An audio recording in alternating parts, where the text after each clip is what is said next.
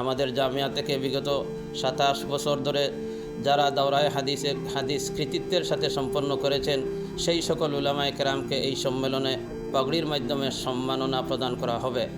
সম্মেলনের নির্ধারিত তারিখ ইংরেজিতে 9 ও 10 ডিসেম্বর 2027 রোজ বৃহস্পতি ও শুক্রবার। সিলেটের ঐতিহ্যবাহী দ্বীনী শিক্ষা প্রতিষ্ঠান জামিয়া কাসিমুল উলুম কাকরদিয়া শেওলা দক্ষিণ ভাগ মেওয়া মাদ্রাসা প্রতিষ্ঠার ৬৭ বছর পূর্তি উপলক্ষে ২৭ শালা দস্তারে ফজিলত ও ২ দিন ব্যাপী আন্তর্জাতিক ইসলামী মহাসম্মেলনের তারিখ ঘোষণা করা হয়েছে। আজ মাদ্রাসা কর্তৃপক্ষের আয়োজনে অনুষ্ঠিত এক সাংবাদিক সম্মেলনে এ ঘোষণা প্রদান করা হয়। সাংবাদিক সম্মেলনে জানানো হয়, আগামী ৯ ও ১০ ডিসেম্বর ২০২৭ ঈশাই রোজ বৃহস্পতিবার ও শুক্রবার ঐতিহাসিক এই মহাসম্মেলন অনুষ্ঠিত হবে। দীর্ঘদিন ধরে দ্বীনী শিক্ষা, নৈতিকতা ও আদর্শ সমাজ গঠনে গুরুত্বপূর্ণ অবদান রেখে আসা এই প্রতিষ্ঠানটি সিলেট অঞ্চলে ইসলামী শিক্ষার এক অনন্য বাতিঘর হিসেবে পরিচিত।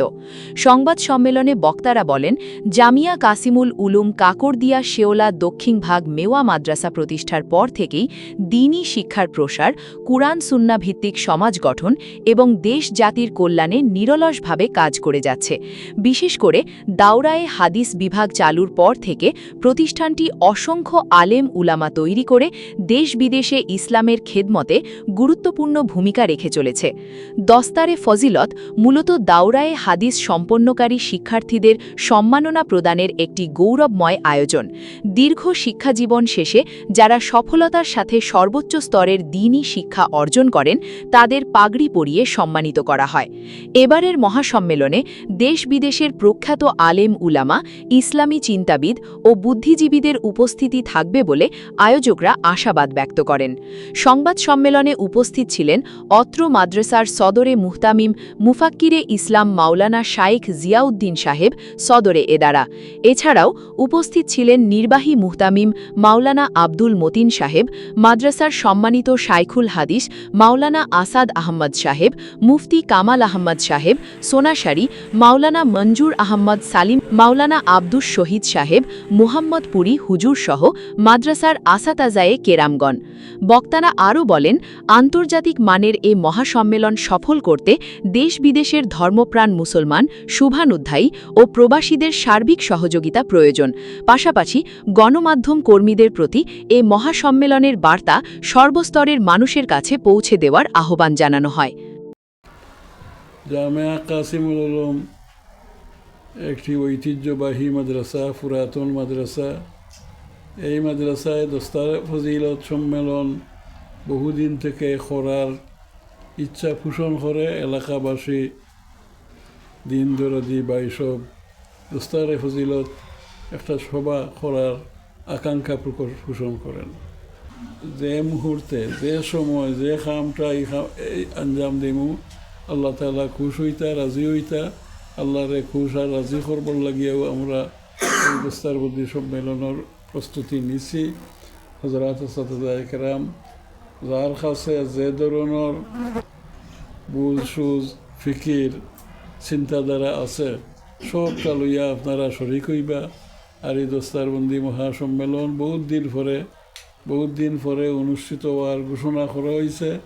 আশা করছে যে এই দস্তারবন্দি মহাসম্মেলনে এই জাতীয় কিচ্ছু পাইব এমনভাবে সুন্দর নজম নসকের ভিতর দিয়ে করতে হইব যেটার কারণে জাতীয় বিশৃঙ্খলা পাইত না, জাতির সামনে কোনো বিশৃঙ্খলা প্রকাশ পাইত না। শৃঙ্খলভাবে জাতির সামনে ইসলাম আর মুসলমানের খুবই, ইসলামে কি চায়, কি খুবই আপনারে আমারে দিছে, এটা যে দেশবাসীর সামনে সুন্দরভাবে প্রকাশ হইত, দেশবাসী এটারে ফাইয়া হারিয়া তার লাগিয়াও মাইল ফলক হইত, তার জীবন গড়ার ব্যাপারে আপনার আর আমার সবর জীবন গড়বার লাগিয়া এটা একটা মাইল ফলক বন্ত। এই আশা ব্যক্ত করিয়া আমি আমার কথারে শেষ করলাম। দেশ, জাতি এবং দেশের বাহিরে যারা আছে সবার অবগতির লক্ষ্যে আমি ঘোষণাপত্র পাঠ করছি। মাদ্রাসার শিক্ষক মাওলানা মঞ্জুর আহমদ সালিম।